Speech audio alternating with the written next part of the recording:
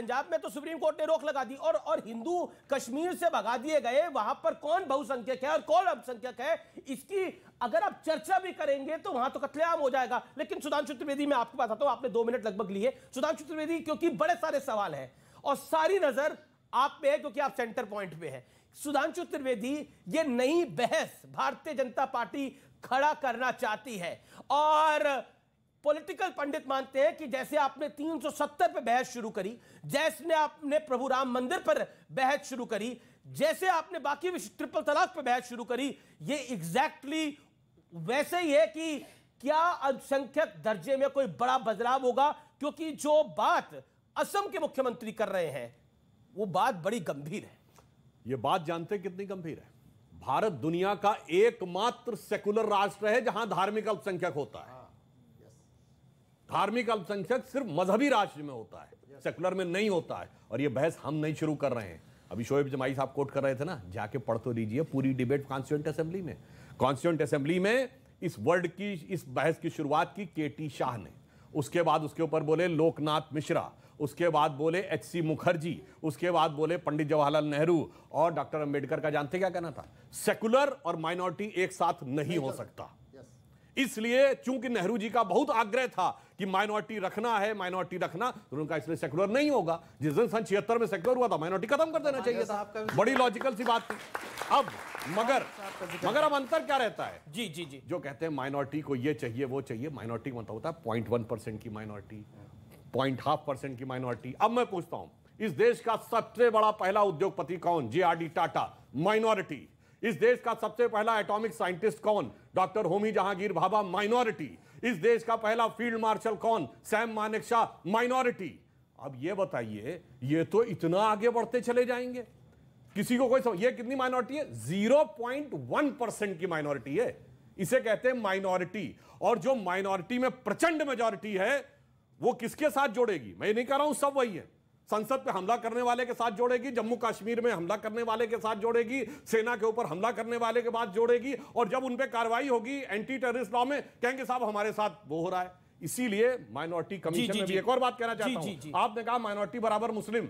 सबसे पहले गैर मुस्लिम को यदि हमने माइनॉरिटी कमीशन का चेयरमैन बनाया तो अटल जी की सरकार के समय में सरदार त्रिलोचन सिंह को हमने बनाया। हमने कहा माइनॉरिटी भी है तो उसमें सबको समान रूप से मौका मिलना चाहिए। जी जी, आप हाथ खड़ा करें, लेकिन नोमानी साहब का वक्त रह गया है। नोमानी साहब, आपके 7 सेकंड है, आप अपनी बात को कंप्लीट करिए। मगर ये भी एक लाइन, जी जी, मैं आपको आगे लाइन और कह दूं, जी जी, अगर आप इजाजत हो साहब। जी जी, 10 सेकंड। हकीकत में क्या हुआ, माइनॉरिटी और सेकुलर ने, इन्होंने ऐसी राजनीति की कि जो एक पुराना शेर था ना, उसको अगर इसमें ऐड कर दें कि मरीजे सेकुलर इश्क पर लानत खुदा की, मर्ज बढ़ता गया जो जो दवा की। जी चलिए, तो आप मर्ज को बढ़ाने के लिए अल्पसंख्यक की दवा दे रहे हैं नोमानी साहब? देखिए, संविधान के प्रेम्बुल में जो है, जी जी जी, जो न्याय और आज़ादी और समानता की बात है और बंधुत्व की, ये चारों चीज़ों को अगर जो है मिला के, और लोगों को आज़ादी मिल रही है, न्याय हो रहा है और कोई दिक्कत नहीं है, तो ये भारतीय नागरिक के तौर पे जो है बहस होगी। उसमें हिंदू मुस्लिम की बात नहीं आएगी जी। ये तो अल्पसंख्यक और बहुसंख्यक को परिभाषित करने का अधिकार जो है वो पार्लियामेंट को है, सुप्रीम कोर्ट को है, या अन्य जो है कानूनविद उनको है। तो इसमें जो है हमें कोई दिक्कत नहीं है।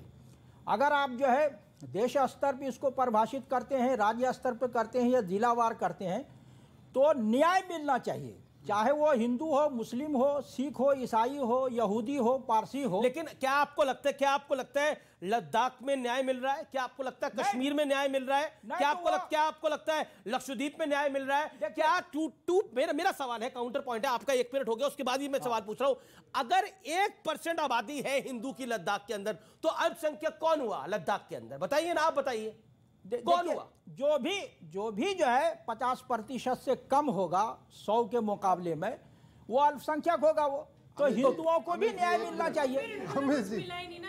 कोई भी होगा वो, चाहे वो जी जी, पारसी हो या हिंदू पॉइंट आ हो। रहा है। सर जैसे आपने बोला कश्मीर से उनको भगा दिया गया ना, मतलब कश्मीर नहीं तो में जो किसने भगाया? हिंदूज हैं, नहीं भगाया किसने जो है? सर नहीं लक्षद्वीप में 0.1% है, वो कश्मीर में जो जिसने हिंदू थे भगाया, उनको तो वहां से भगा भगाने दिया। आपने को बोला कि रोकना जो है, माइनॉरिटी एक सेकंड, नोमानी साहब, नहीं, सुन लीजिए बात आपने बोला पूरी। कि माइनॉरिटी को उनको सारी फैसिलिटीज मिलनी चाहिए। आपने बोला ना चाहे कोई भी हो, सिख मुस्लिम कोई कोई सा भी भी हो, हो, कोई ठीक है? भी हो। तो वो जो आपने बोला उनको सर्विस प्रोवाइड करनी चाहिए, तो वो हिंदूज को प्रोवाइड करनी चाहिए थी कश्मीर में, लक्षद्वीप में। उनको तो वहां से भगा दिया ना, तो क्यों नहीं मिली उनको? और आपने बोला नहीं। किसने भगाया? मस्जिदों से तकरीरें हुई भगाने के लिए उस समय।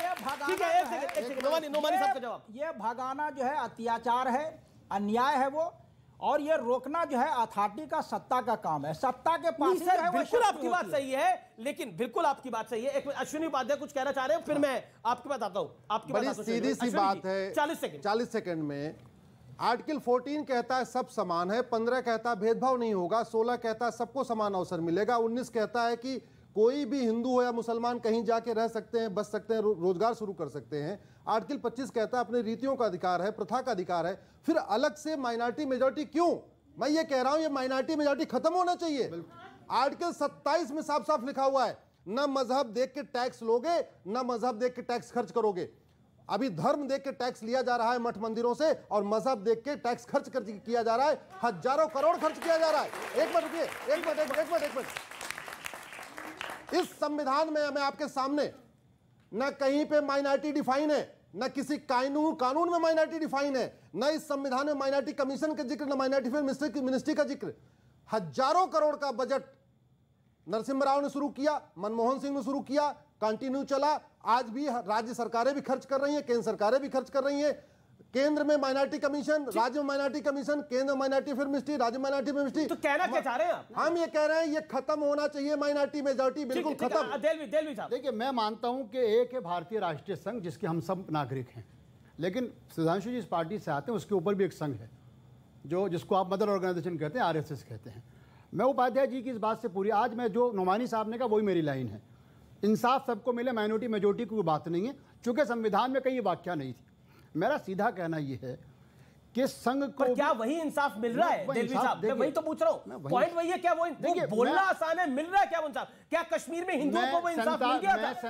एक सेकंड बिल्कुल वो सत्ता से सवाल होगा, लेकिन कश्मीर में हिंदुओं को इंसाफ मिला क्या? मैं वही बताइए ना। एक सेकंड, नोमानी साहब, देखिए मेरा कहना ये, कश्मीर में जो कुछ हुआ, मस्जिदों से जो कुछ हुआ, ये सरकार का काम है, और सरकार ने इस पर कमेटी बनाने की बात कही है, जो दोषी सजा मिले।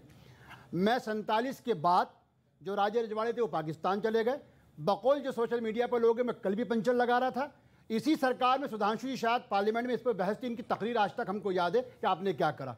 सच्चर कमेटी के मुताबिक मैं इस देश में दलित से बदतर हालत में, ये भी एक सच्चाई है। मैं इससे आगे एक बात कहता हूँ, उपाध्याय जी से मैं कहता हूँ, माइनॉरिटी मेजॉरिटी को मुझको मत समझाइए, मैं तो कहता हूँ समानता हो सबके लिए, एक जैसा कानून लाइए। जब टैक्स सब देते हैं तो ये कमीशन की कोई जरूरत नहीं है, मिनिस्टर माइनॉरिटी अफेयर्स की कोई जरूरत नहीं है। लेकिन मुझको ये बताया जाए, वो संघ जिसकी शाखा से निकल के जो है मोदी जी भी आते हैं, उपाध्याय साहब भी हो सकते हैं और ये भी आते हैं, उस संघ को क्या जरूरत पड़ गई कि वो भी एक माइनॉरिटी डिपार्टमेंट बनाता है, जिसको कहते हैं राष्ट्रीय मुस्लिम मंच। यानी कहीं ना कहीं माइनॉरिटी मेजॉरिटी की सियासत आप भी करते हैं। आखिरी बात, जब मुझको वोट चाहिए होता है, मैं बिहार में जाके कहता हूं मैं यादववंशी हूं। जब मुझको वोट चाहिए होता है, मैं कहता हूं मैं ओबीसी हूं। जब मुझको वोट चाहिए होता है, मैं कहता हूं कि साहब मैं सूर्यवंशी हूं। जब वोट लेने के लिए आप यादववंशी बन सकते हैं, जब वोट लेने के लिए आप ओबीसी बन सकते हैं, तो जो पंचर लगाता है उसको ये अधिकार है, उस सिख को भी, उस हिंदू को भी, उस कश्मीरी पंडित को भी, कि वो कहे कि मुझको ये दिया जाए। देखिए, आपने भी यदुवंशी बोल दिया, आपने भी रघुवंशी बोल दिया, लेकिन किसी ने शिया, सुन्नी, अहमदिया नहीं बोलता। एक ही वर्ग को बांटो। आपका सदन में आपका पार्लियामेंट में दिया गया